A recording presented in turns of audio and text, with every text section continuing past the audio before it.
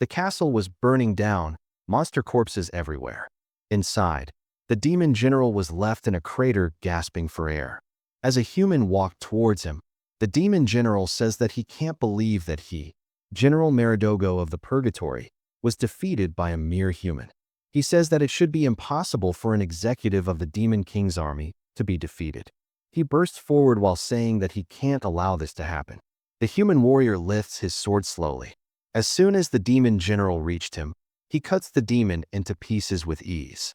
After the Demon King had descended on their world, he had destroyed cities, obliterated nations, and slaughtered countless humans, just to feed upon their emotions of despair.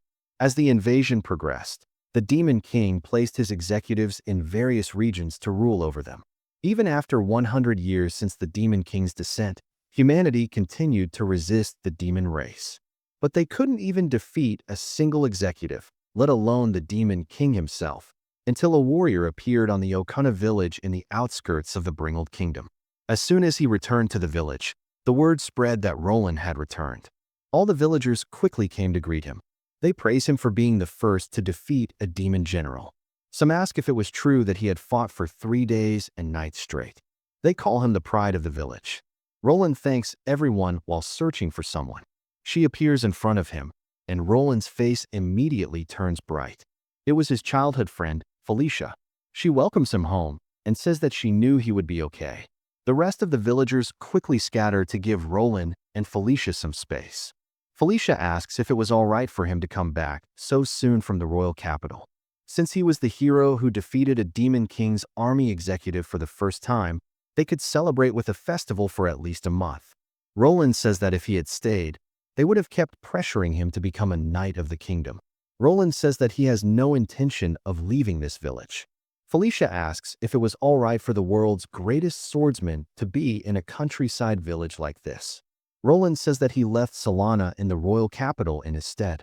Felicia asks how Roland managed to convince her sister to stay back. Roland remembers his conversation with Salana before leaving. Salana asks Roland to not make things more difficult for her sister.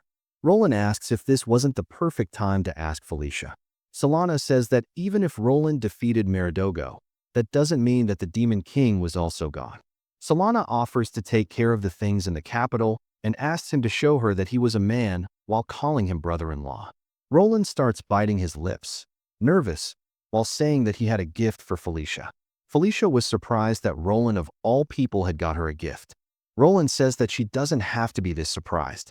Felicia says that that was because he was never good at things like this. She asks what he was going to give her. Roland gets on one knee while holding a ring box and opens the box while asking Felicia to marry him. He says that since times were uncertain where they didn't know what tomorrow could bring, he knows that the peace they were seeking was not even close to being achieved, but he asks her to at least let him protect her. Felicia's eyes flood with tears. Both of them had lost their parents when they were very young. They had supported each other and survived together. In a world overrun with demons, Felicia, who never stops smiling, is loved by everyone and spreads hope to all. He thinks that she was far too good for someone like him who knows only how to use the sword. At least he must protect her is what he vowed. Or that was what he should have vowed. Later that day, while Roland was practicing his sword, Felicia asks if he shouldn't at least rest for today.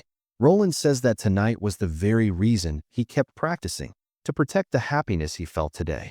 Felicia waits for a second and asks if Roland could promise her something. She asks if he could outlive her. She says that he was the type who would throw away his life to protect her. She tells him that she only kept living in this cruel world because she believed that he would bring peace to it. She says that the world without him was something she couldn't bear. Roland says that he has no intention of dying and asks who would protect Felicia if he wasn't there. Felicia asks if he truly understood what she meant. Roland says that he does, and that this was more reason for him to train even more. He asks her to go to sleep first as he wanted to train a little longer. While blushing, Felicia asks if Roland was seriously asking her to go to sleep first, even though they were husband and wife as of today. Roland says that he takes it back and that he would be there right away. Felicia starts giggling while saying that Roland still has that clumsy side of his, even though he was now the world's strongest swordsman. She says that she finds it adorable while leaving. Roland was looking at stars when he felt a sudden increase in pressure around him and an ominous presence. A voice asks if Roland was the one who killed Maddago. Roland immediately figured that this being was a demon.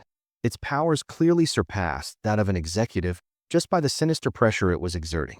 Roland tightens the grip around his sword and jumps at the demon, thinking that he must cut it immediately. But suddenly, he stops moving right in front of the demon. It points at the ground, and Roland slams into the ground. The demon says that Roland has sharp blade work and that it was obvious why Maddago lost. Meanwhile, Roland was unable to move at all. The demon says that this was precisely why it cannot let Roland roam free, as this would undermine its dignity as the Demon King. It says that an executive wasn't killed in 100 years, and that this was why the Demon King had personally come to kill Roland. The Demon King released the gravity spell on Roland, and Roland wonders what was going on. The Demon King asks if Roland knows that their goal as demons wasn't to kill humans, but to feed upon their emotions of despair. The Demon King pulls out a purple orb and says that this was an ancient curse which transforms any being it touches into a monster. Roland asks if the Demon King was planning to turn him into a monster. The Demon King smiles and throws the orb towards the village, telling Roland to hurry, as the most important person to him was about to be corrupted. Roland realizes what the demon meant and ran towards the village while calling Felicia. While running, he remembered that he had vowed to protect her and begs her to be all right. When he reaches their house, he sees Felicia in front, glowing white. She turns around calling Roland. Roland stops in his tracks. Felicia reminds him about their promise and asks him to forget it while transforming into a monster right in front of Roland. Within a few seconds, she transforms completely. Roland says that this can't be happening while remembering everything that happened just earlier today. He shouts her name once again, but she doesn't respond. She walks up to him as a monster. She lifts her hand ready to attack. Roland quickly pulls out his sword to block the attack, but he still gets pushed back from the attack's force. Roland asks if Felicia could hear his voice and that it was all right, and that he would find a way to save her. Felicia jumps forward to attack again, but Roland jumps back to avoid her. He thinks that she seems to have lost her self-awareness. Roland says that it doesn't matter. He starts deflecting her attacks and plans to protect her once her stamina runs out. Roland asks Felicia not to worry, as he was sure they could be happy together and that there must be a way to break her curse. He says that he won't let anyone hurt her until then. Felicia slams her hand on the ground with explosive force, but Roland jumps onto her hands and says that he would protect her for the rest of his life. Felicia swings at him, making him jump further back. The Demon King says that Roland was managing to withstand those attacks without hurting his opponent. It asks if Roland truly thinks that he would let Roland just lift the curse. Roland says that once Felicia was calmed down, he would immediately kill the Demon King. Felicia starts running towards Roland, and the Demon King says that he wasn't stupid enough to take needless risks. He says that Roland might actually find a way to protect the monster and resolve the situation. It says that it can't let that happen while binding Roland in blue with chains. He was unable to move for a few seconds, within which Felicia manages to attack him and take his dominant arm clean off. The Demon King asks Roland to try protecting Felicia now. With his arm now gone, he couldn't fend off Felicia's attacks any longer. Felicia was about to attack once again. Roland pulls out his sword and holds a defensive posture. He tries to block the attack, but Felicia sends him flying back. He slams into a wall, blood dripping out of his eyes and nose. His vision fading. He was about to die. Maybe it wasn't so bad, he thought. He could be with Felicia at least. But he remembers the promise once again. His eyes spring open. He thinks that if he dies now, he would be leaving her all alone, left behind in this cruel world. He gets back up on his feet, shaking. Felicia arrives in front of him. He says that he will keep the promise to her, while jumping into the air. He says that he won't leave her alone. He thrusts his sword through her. With only one arm, he wasn't able to damage her much, and he couldn't pull his sword back out. Felicia takes the chance and drives her hand into his chest. He starts coughing blood, and his blood starts leaking through the massive wound on his chest. Felicia feels him moving again. He is pushing in closer to her and bites onto his sword. He tries to bite it as hard as he can. Then he starts pushing against Felicia's body with his legs. He pulls the sword sideways with his hand on one end and teeth at the other, until the sword is free. As Felicia is cut in half, the Demon King starts laughing. It says that Roland cut Felicia clean in half once she became a monster, even though she used to be his wife. Roland points at the demon while coughing. He says that the Demon King won't be smiling for long. The Demon King says that it was a bit too late for that decision. It says that it had lived for centuries because it has never let a threat live long enough to be its match. Roland loses consciousness and wakes up in a very bright room. He wonders if it was the afterlife. His arm was still missing. He remembers that Felicia's last words to him were to keep their promise, to make sure he lived. But he died instantly. He asks if he really failed to keep his promise. He thinks that Felicia deserved much more and wonders if he should have stayed away from the village. Just then, a woman says that Roland was wrong and that Felicia was very happy. Roland looks up at the voice to see an angel. She introduces herself as Maya Sotis. Roland, on guard, asks what was happening. The angel says that she wished she could talk more with him, but there was no time. She says that she wanted to make one thing clear before getting to the point. She says that Felicia was happy. She says that she couldn't tell him why, but she sensed how Felicia felt. Roland says that the angel was just being kind. The angel says that she was far from kind, considering what she was about to ask of him.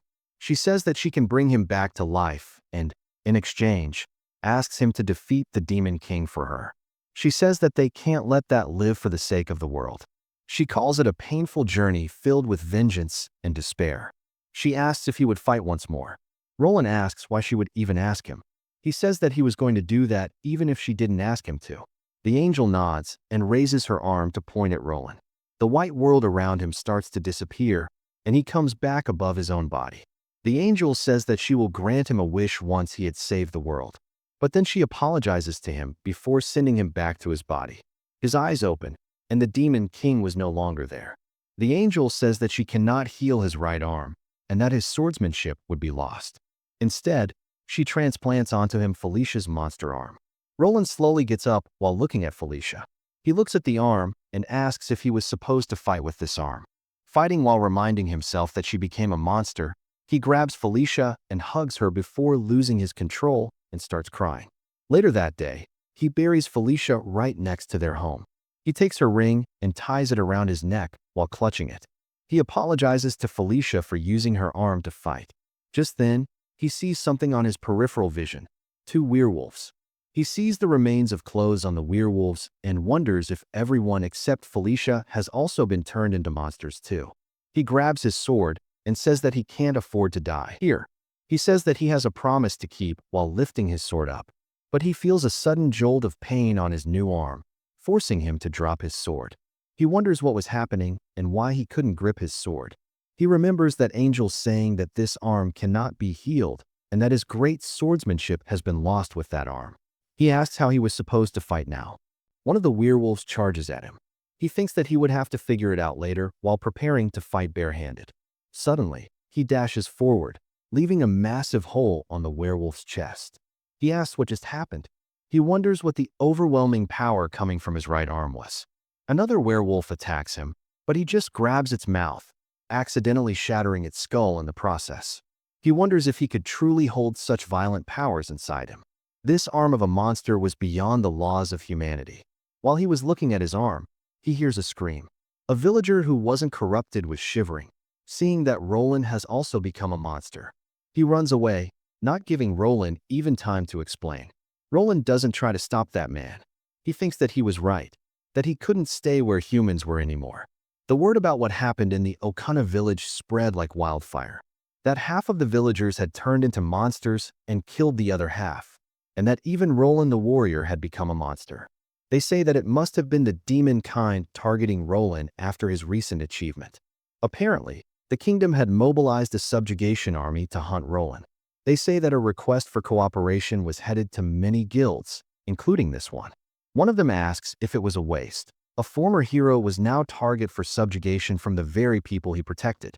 Another says that it can't be helped, since he was a monster now.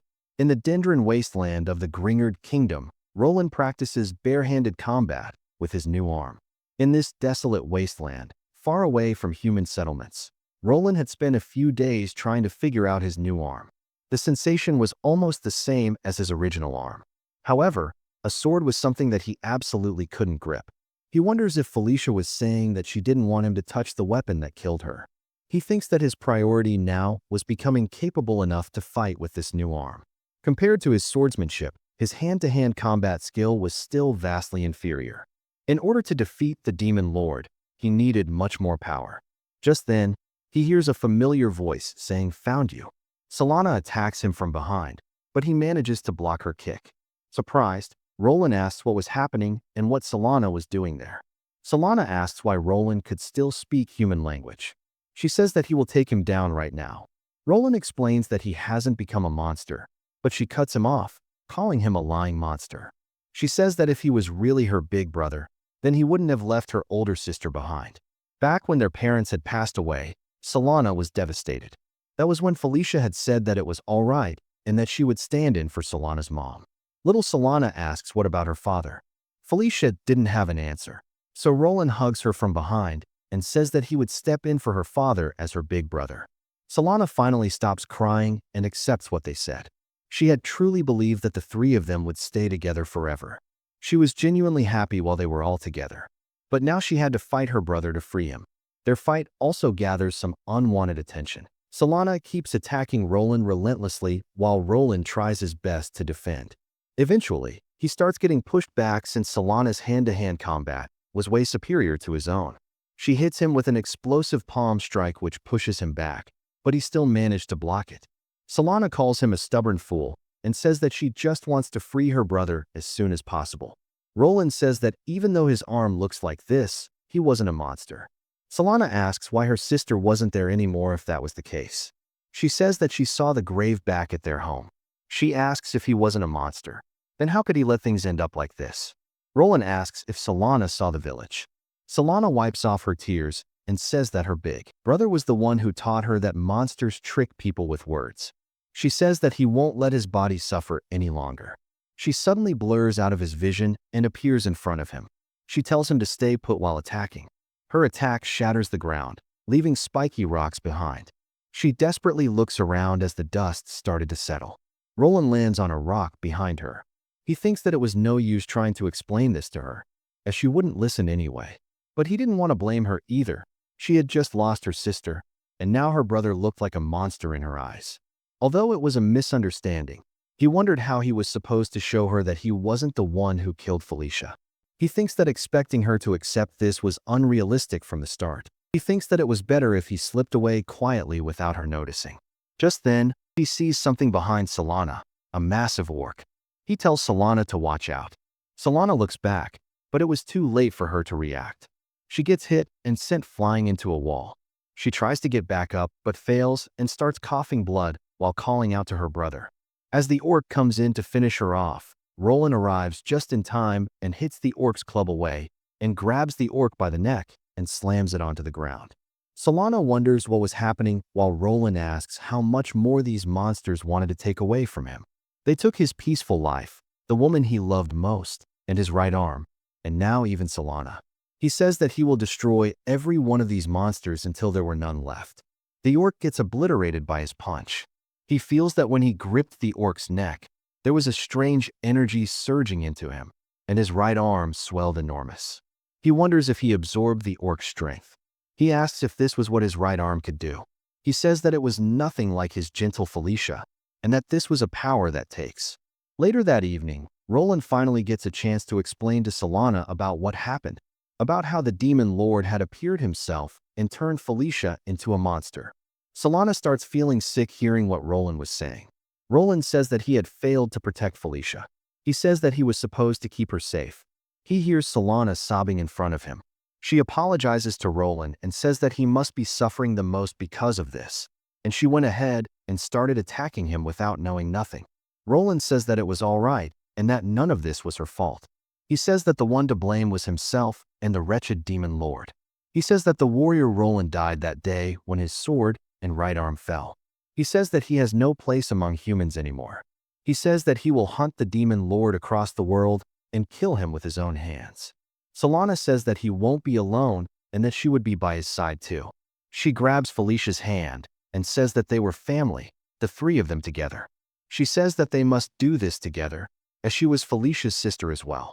Roland says that she was right, and that Felicia was taken away from Salana as well. He says that this vengeance wasn't only his anymore. The next day, while departing, Salana asks how they were even supposed to track down the Demon Lord. She says that the Demon Lord doesn't rule over just one land, and that he appears anywhere without warning. Wherever he appears, ruin follows, and he is never consistently sighted at one single spot. Roland says that he appeared when one of his lieutenants was slain. He says that he was certain that he will once he starts hunting down the other lieutenants one by one. Salana says that she knows where to start if this was the case. She says that among the bounties that appeared recently, there was one with especially large reward other than Roland's. The bounty was on someone called the Seven Spirits of Maddago. She says that the rumors were that a fiery phantom appeared in Maddago's castle, in the very fortress that Roland had seized. She says that this should be their first mark. Roland says that he agrees and goes to hunt Maddago once again. After forming a party with Salana, they headed north, passing the wasteland into the forest region, heading towards Maddago's castle. The kingdom had issued a writ declaring Roland as a target to be eliminated, so he had wrapped a bandage around his arm and hid his face while traveling along less frequented roads. After seeing Roland's dark expression, Salana says that it felt like it had been a long time since they had started traveling together. She says that they used to often take on extermination requests together. Roland says that she was right and that they started working together 2 years ago. He thinks that the requests he had been taking recently were either royal decrees or predetermined formations, all too dangerously high-risk missions with low survival rates. That was why he couldn't bring Salana on these missions. Salana says that she has gotten a lot stronger since back then, and that if it was her and her brother, they wouldn't lose to anyone. Roland, while still being quiet, thinks that even though he had honed his swordsmanship high enough for it to be called the best in the world, he couldn't leave a single scratch on the Demon Lord's body. Salana continues and says that it wasn't just the two of them either. She grabs his garb and says that it was the 3 of them together, including her sister. She says that the angel who Roland talked about said something about a wish, and that there must be a way to bring back her sister if that was true. She says that they could join forces and fight as 3 until then, and that it was better to think this way. Roland thinks that Salana must be trying to act cheerful for him, just like her sister had for her back when they had lost their parents. Roland smiles slightly, thinking about how similar the 2 sisters were. He says that it sounds like a good idea to him and that he will keep what she said in mind. Salana nods and says that he should. Before they started walking again, Roland swears to bring Felicia back no matter what it takes. Not long after, they arrive at Maddago's castle. Salana says that the place felt quite fiery. She asks if anything had changed since he came here to defeat Maddago. Roland says that nothing had changed. He says that the castle looked exactly the same. Once inside, he says that the fact the fire on the throne was still burning meant that Maddago was still alive. Roland says that Maddago should be nearby and tells Salana to not let her guard down. Just then, they hear a kid say that Maddago wasn't there. The kid calls himself Kronos, the one in charge of maintaining the castle in the Lord's absence. He immediately recognizes Roland and asks how Roland was still alive. He says that the Demon Lord had made sure he was dead before leaving him. Roland attacks without warning, but the kid teleports away in an instant. Salana attacks from behind while he was talking again, but he disappears once again, appearing high above them this time. He asks if it wasn't cruel to attack a mere child like this. Roland thinks that this kind of speed was way superior to that of Maddago's, and asks if this was really just a child. Kronos then says that he was glad to see Roland's right arm. He asks if that wasn't a demonized arm of a woman. He starts laughing and says that he should report this to the Demon Lord quickly. Roland asks who Kronos really was and asks where Maddago was and why was he still alive. Kronos asks if Roland was stupid, thinking a demon would answer such questions. Kronos says that since he was a kind-hearted demon, he would answer one question for Roland. He says that Maddago was headed to Okana village, where the survivors were trying to rebuild.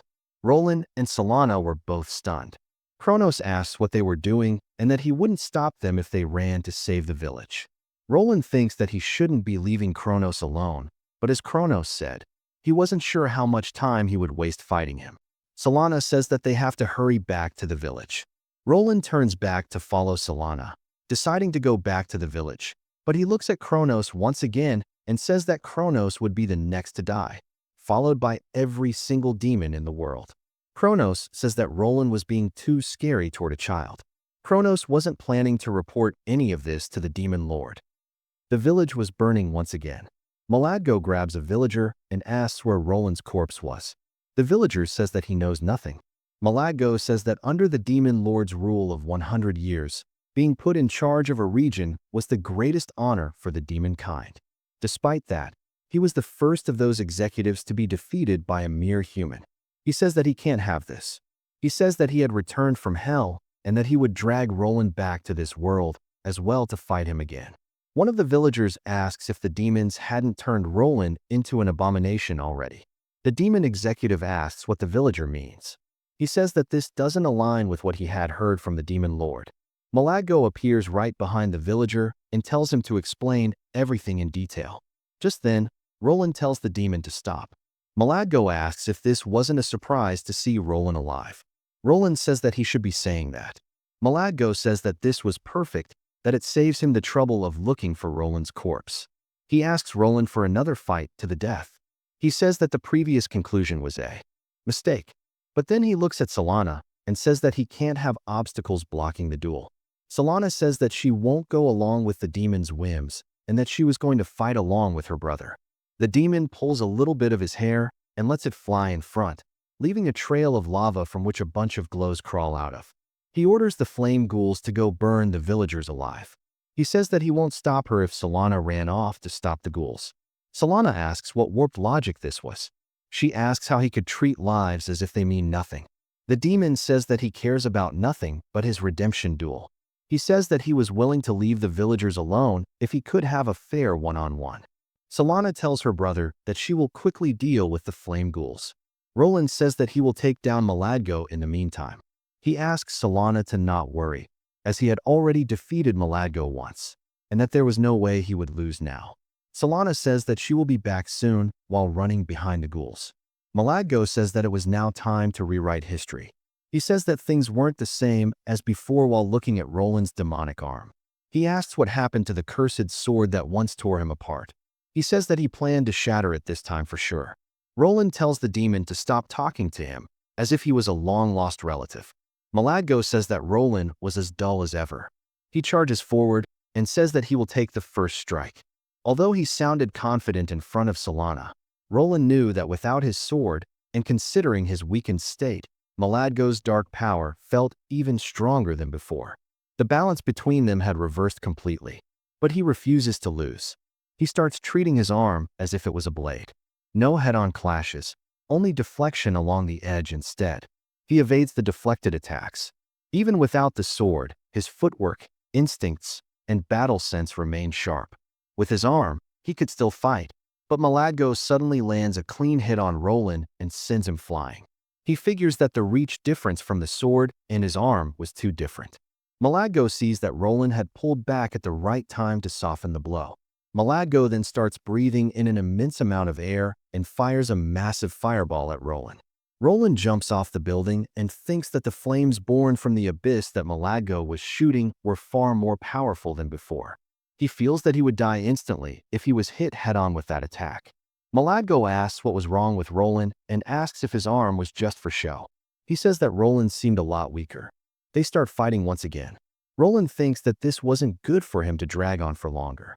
He had to do something quick. He grabs Maddago's arm and unleashes the demon arm's absorption power. Maddago says that his power was being drained. Roland's arm starts swelling once again. Roland turns around and throws Maddago away. Once the dust clears, Maddago just stands back up. Roland says that it looked like nothing happened. Maddago says that he was shocked when Roland started stealing his power, but that this alone wasn't enough to hurt him. He says that he wasn't expecting the rematch, that he wanted so much to go like this. He asks what Roland was trying to accomplish, turning himself into such a grotesque thing while pointing at Roland's arm. Roland asks how an oversized monkey dared to insult her arm. Maddago asks what Roland means by her, then starts laughing while asking if the arm was Roland's lover, who the demon lord had turned into a monster. He says that it was hilarious. While the demon went on mocking him, Roland apologizes to Felicia for letting the demon mock him. Maddago says that he will ask the demon lord to make Salana his slave once he had dealt with Roland. He says that he had a great laugh today and that he can't lose to someone so pitiful as Roland, and starts preparing for another fireball attack. He shoots the fireball, and Roland stands in front with no plans of dodging. He activates his arm once again. After the massive explosion, Maddago sees a blue glow within the dust clouds. Roland says that he was going to strip Maddago's flame away from him completely. Maddago asks if Roland's ability was to steal his opponent's powers. He says that he wasn't expecting Roland to even steal his fire. However, he notices that Roland failed to fully absorb the flame and was battered by the previous attack. Roland says that he wasn't hurt at all. Maddago says that he will fix that right away while running in with his hammer. Roland focuses on the hammer and, while using Maddago's flame to thrust his hand forward, bolts straight for the hammer. Once they clash, the hammer starts cracking and shatters. Roland thinks that his firepower had substantially increased after absorbing the flames. Maddago asks how his hammer could shatter like this. He throws it away and asks Roland to not get ahead of himself just because he got a fraction of Maddago's powers. While imbuing his body with fire, he says that he will show that the fire Roland was using was still far behind what Maddago could achieve. Completely covered in flame, he says that this was his true power. He bursts forward towards Roland like a rocket. He says that it was at least 1,000 years too early for Roland to challenge him when it comes to fire. Their fists clash, and the sound echoes throughout the village. Salana, who had just finished dealing with the flame ghouls, looks back to see a massive discharge of two different kinds of flame. Maddago calls Roland a persistent fool and says that he will increase his flame even more. Roland was feeling the heat increase. His right arm had gained the powers of heat resistance, but his main body was still unable to withstand this flame for long. But this power was exactly what he needed, precisely for its high firepower. He starts absorbing Maddago's flame once again. Maddago says that he will increase the output to overload Roland and make him self-destruct. They are both completely covered in flame. The battle turns into a battle of endurance. Maddago was trying to increase the flame's intensity, while Roland was trying to absorb as fast as he could. Slowly but surely, Maddago starts losing the flame that was covering his body, until all the flame was sucked off of him. Roland asks if he didn't say this before, that he would take every ounce of Maddago's flame away from him. Maddago says that this was impossible. Roland evaporates half of Maddago's body with his own powers. Maddago falls to his knees while saying that he had never felt this cold before. Roland slashes him to pieces. Once Maddago was dealt with, Roland says that now his arm held tremendous power. He felt as if the core of Maddago's power now resided within his arm. While he probably couldn't unleash the same level of firepower as Maddago did, he thinks that he could defeat more executives with it and steal their powers as well. He wonders if he would stand a chance against the Demon Lord if he killed all the executives first. He asks Felicia to lend her strength to him until then. Salana comes running to him while calling him. Roland asks if she was all right and what happened to the remaining demons. Salana says that she defeated most of them and that the rest just suddenly turned into ash. She then says that she was more worried about the wound that Roland had. Roland says that it was nothing. She says that he looked too bloody for it to be nothing. Roland says that they have to get out of there quickly and that a subjugation team might arrive soon after seeing the smoke. He says that they have to run away soon to make sure they don't run into them. Salana wonders why Roland was being this reckless. It was unlike him. She wonders if it was because of his desire to avenge her sister. She wonders what she could do to calm him a little. Just then, someone calls out to Roland. It was the remaining villagers that had survived. One of them speaks up and asks if Roland was truly still human. He says that he thought Roland had also become one of those abominations like the others. More people come out of hiding and join the group. Roland was about to answer, but stops to think. He wonders if he could truly be considered human. Salana says that he was human without a doubt. She says that he was still her big brother. She asks if they didn't see him fight Maddago and save everyone's life. She says that he has always been the same, the village's greatest hero. Roland looks at Salana as she stood firm between him and the villagers. One of the villagers says that she was right and that he has always been like this, and yet they had done something so horrible to him. They all start thanking and apologizing to Roland. Salana gives him a slight smile from behind all the villagers. One of them says that he will go report to the kingdom that the rumor of Roland being a monster was wrong. Roland says that there was no reason for that. He says that they are most likely to not listen and that they would bring unwanted attention onto themselves. He says that the way he looked now didn't help his case either, and that once doubt took root, it wasn't easy to erase. He says that the kingdom might think they were corrupted by the demons. The villagers say that the whole kingdom would be against him like this. Roland says that it was all right and that he would leave the village for now. He asks if he could count on the villagers to take over while he was gone. The villagers say that they would handle it. They say that he should at least get his wounds dressed first before leaving.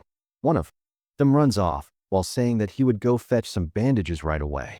As the villagers run away, Salana says that they should come back, all three of them together, next time. Roland agrees.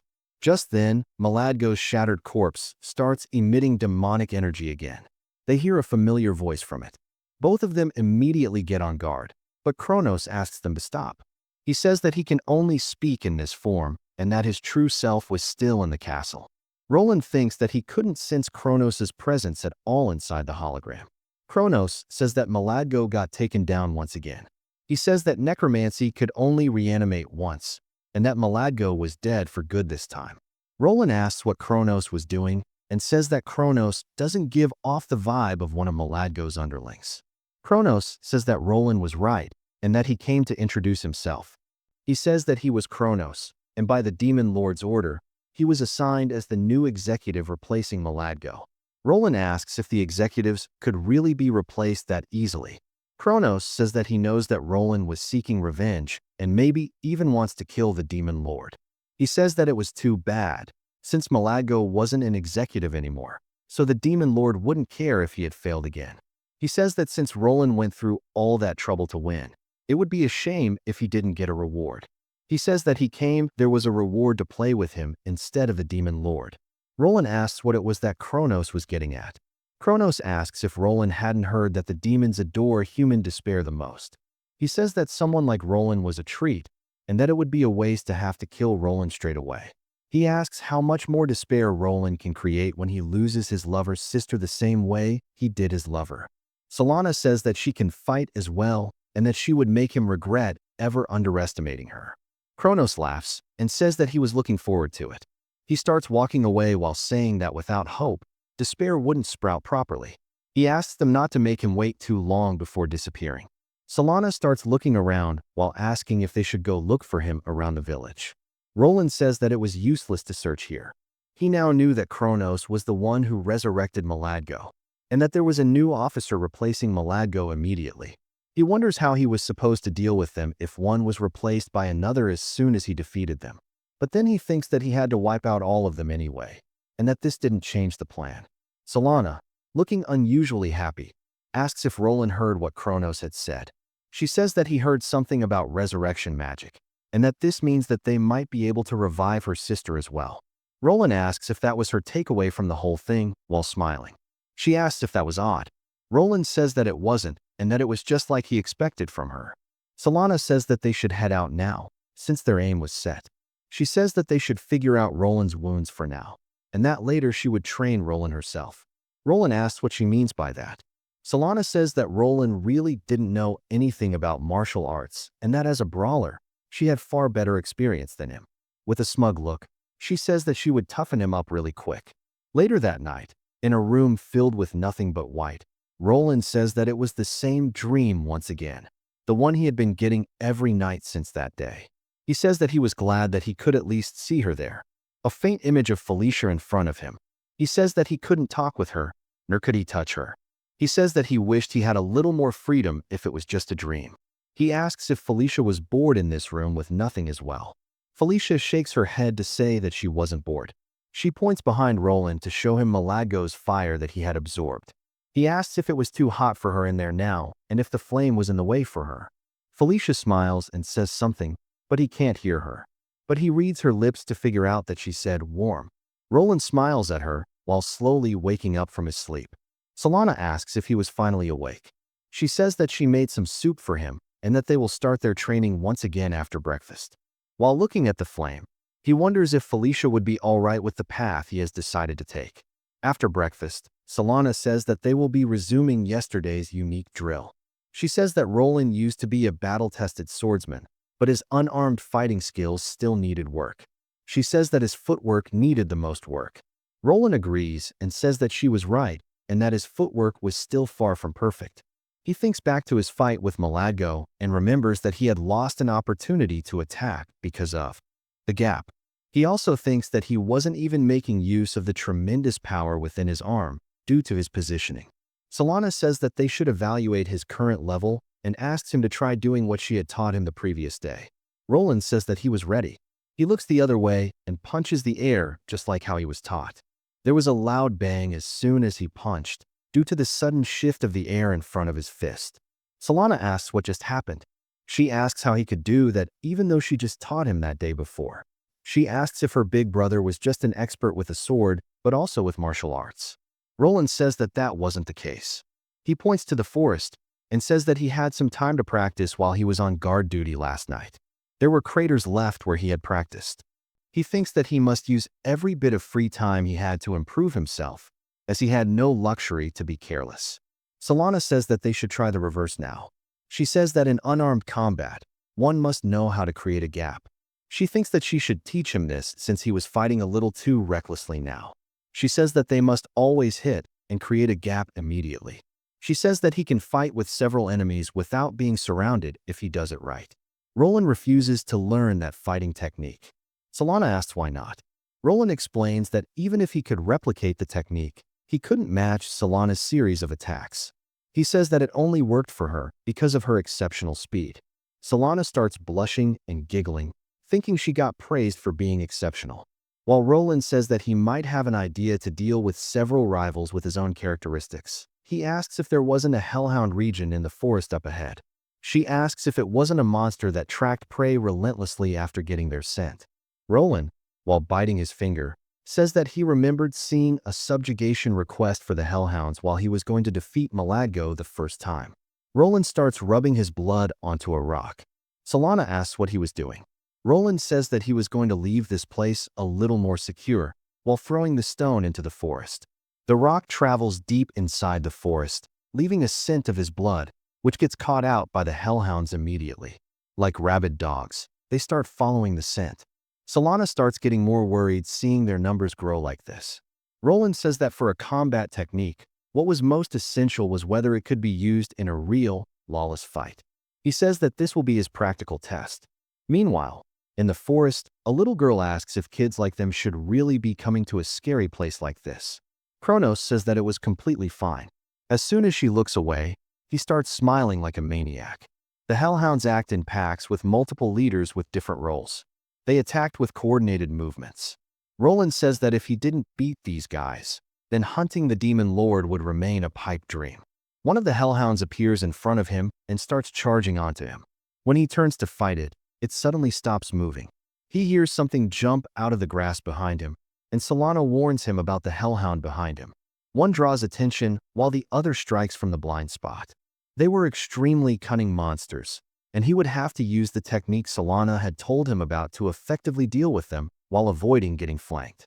Roland punches one of the hellhounds.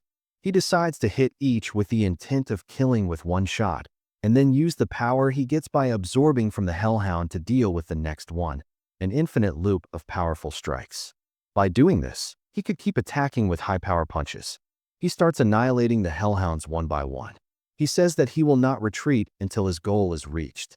Salana watches from a distance as pieces of the hellhound start flying everywhere. Roland was starting to find his way around multiple opponents at once. Then he hears another hellhound. The smaller ones from before were just grunts. Now, the elite unit was showing up. But his arm's energy was also charged up now. Roland says that he isn't done yet, and that he can go on for a long time.